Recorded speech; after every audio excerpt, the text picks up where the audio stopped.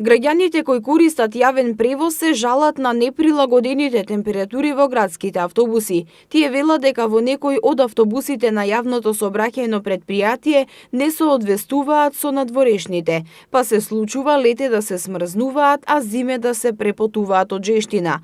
Среде декември патниците ги соблекуваат капутите, а принудени се и да отворат прозор за да се разладат или да земат воздух, затоа што температурите често се превисоки и неподносливи, особено на вториот кат. За овој проблем раскажа патничка која користи линијата со број 22.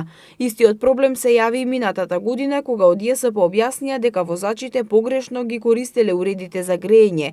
Треба да се има во предвид дека температурните разлики имаат големо влијание на здравјето на луѓето, а исто така треба да се има во предвид и тоа дека во автобусите се качуваат и луѓе со здравствени проблеми, па возачите не треба да приредуваат такви температурни шокови.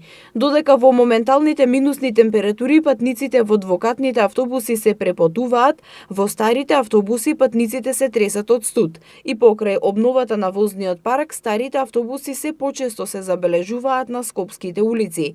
Во овој случај патниците се жалат дека кога ќе влезат во стар автобус, не се знае дали е надвор поладно или во автобусот. Овој проблем не се јавува само во автобусите на ЈСП Скопје, истото се случува и во приватните автобуси, но поретко.